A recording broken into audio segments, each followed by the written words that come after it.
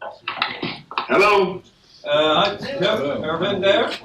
Yes, this is Vicky. Hi, Stephen Luck here. I'll introduce you. I mentioned that in the trio of people that are speaking in our second session, you are representing the product master, the owner of the export, and as executive director of the Halifax Council on Lobsters, we on our side are very grateful that you can make this early connection, and we would like you to address our crowd. I'll show you the crowd a bit more like that. Is that visible? No. We have you in the. Can you see anything? Yeah. You can yes, see I can see lots of attendees. Okay. We have about 40 people in the crowd. People ranging from the embassy, the chamber, and business people who are all interested in hearing your views on CETA and why you're interested in connection and enhancing your exports from your country to ours. So please go ahead. I'll try to speak very slowly and appreciate everybody being there. My name is Geoff Irvine. I'm the Executive Director of the Lobster Council of Canada. So we're an industry group representing all parts of the value chain in the lobster sector. And there's my phone, of course. Going to not take that. So we have harvester organizations, dealers, buyers, processors, live shippers, all the governments. So we're very much a multi-stakeholder group. And we work on things like market access, like marketing and promotion, like bringing MSC to the lobster sector, government relations, media relations, things like that. So we're very keenly following the negotiations with CETA. First, I want to just give a quick briefing on our exports to the EU. Maybe somebody has already, but last year, Canadian Fish and Seafood, there's the phone again, we exported $459 million worth of fish and seafood to the EU, of which lobster was about 105 or 110 million. So it's very important for the lobster industry when you consider that we exported $1.5 billion worth of lobster last year.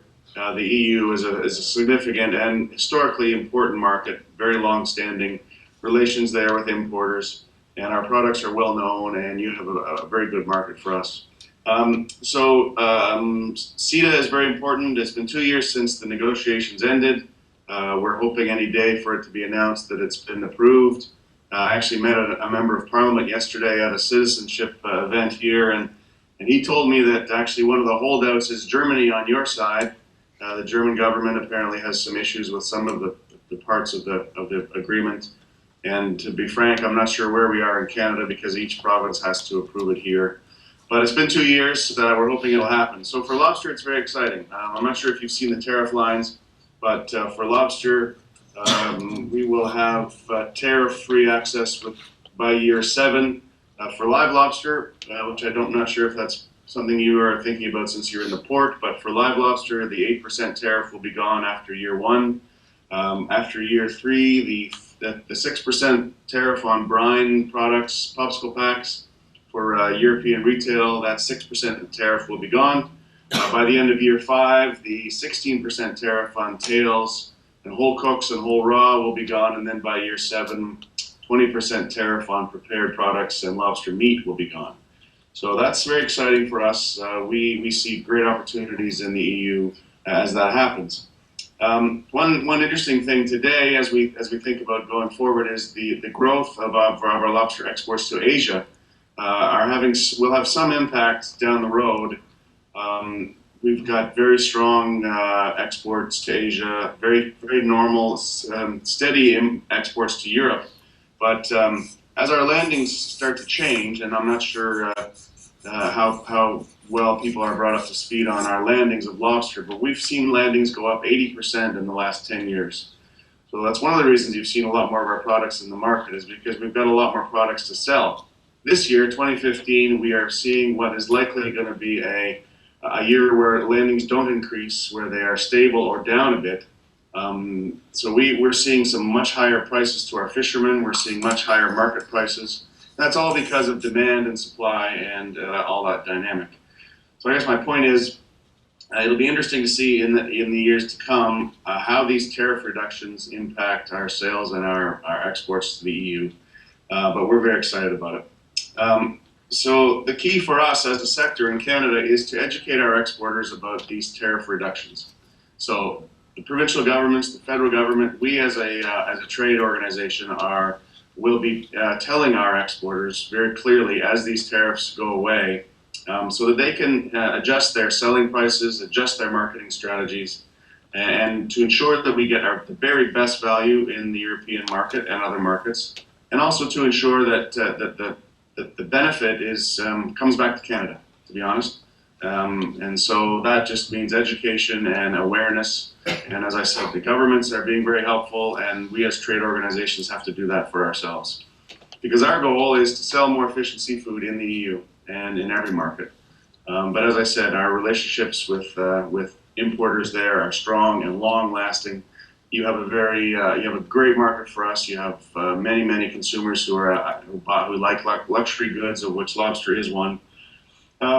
So I guess that's my message: is that we are on top of it. We plan to be educating our exporters so that they can work with you. And I think most folks in the room are maybe freight forwarders or freight companies or shipping companies, and so it's important that you are up to date as we are. Some notes as well. I mean, everything is not perfect. There are lots of threats out there as well. We've got challenges in the EU with lobster husbandry. We've had some challenges in the retail sector there. I think some of that has changed. I think we've been able to ensure the retailers, especially in Germany, actually, that we do look after the lobsters from plate to the carton. So that's lessened a bit.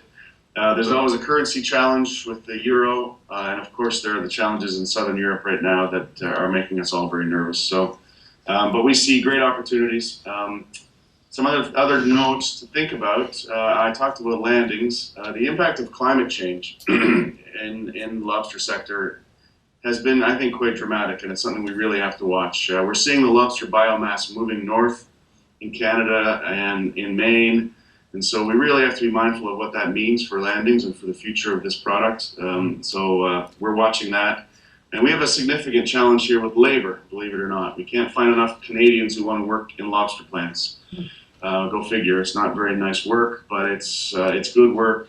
So we've got a real chronic labor shortage that we're working through with the federal government, and trying to find some solutions there with labor. Because frankly speaking, in this spring lobster season, we've seen the impact of that labor shortage with the product mix.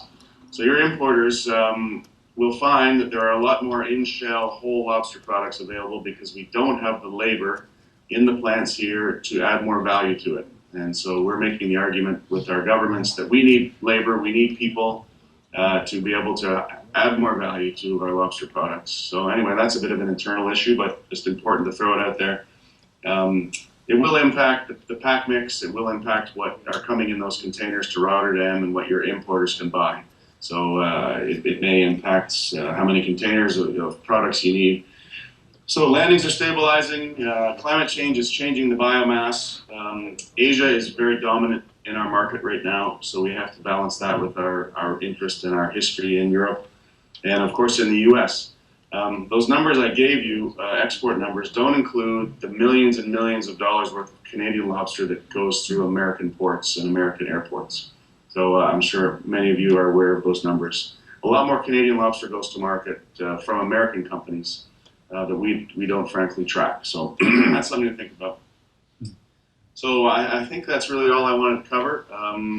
As I said, our main goal is to be on top of it, to ensure that our exporters understand the impacts of the tariffs coming off, to ensure that we bring the highest value back to Canada, and that we continue our great relationship with our customers in the EU. Yeah, thanks So very much. Let's I'll try and see if there's any question that we can immediately put to you, Geoff. Anyone in the room for Geoff?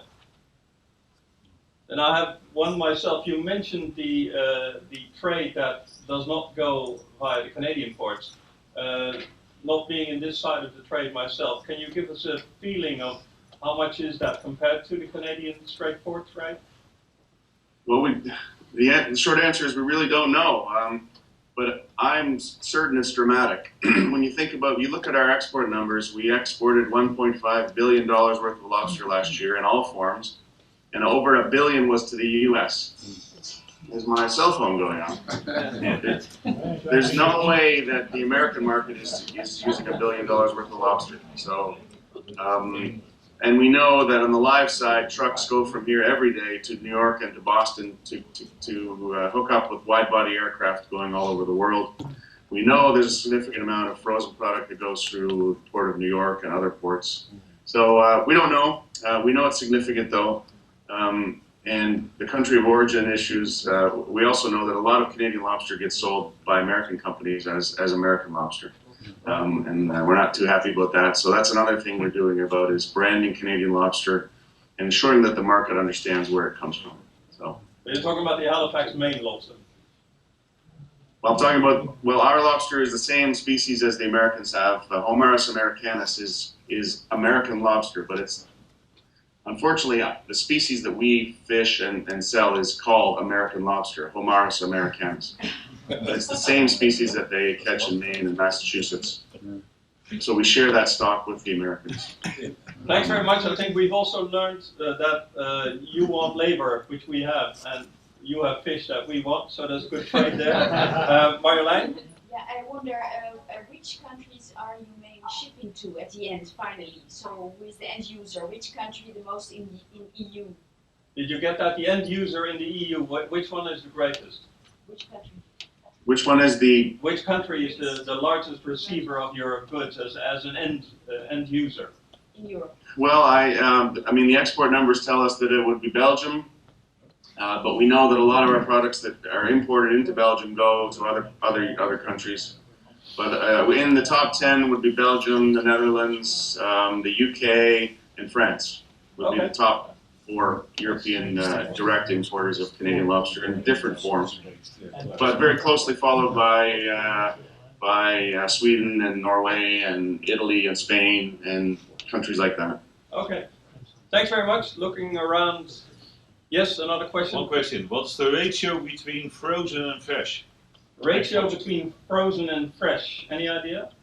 Towards your EU, towards EU. It's fascinating. It's been changing, as it's been changing in every market. Right now, we export from that 1.5 billion, about 60% would be processed, so frozen and fresh, mostly frozen. So 60%, I would say in the EU, it's probably more like 50-50.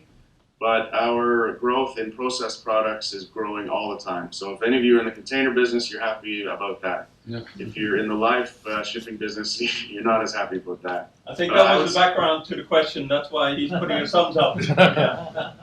Thanks again. Okay. Thank you very much for helping us in this session and the positive confidence. You keep pushing on your side and we'll knock them on this side. Thanks very much.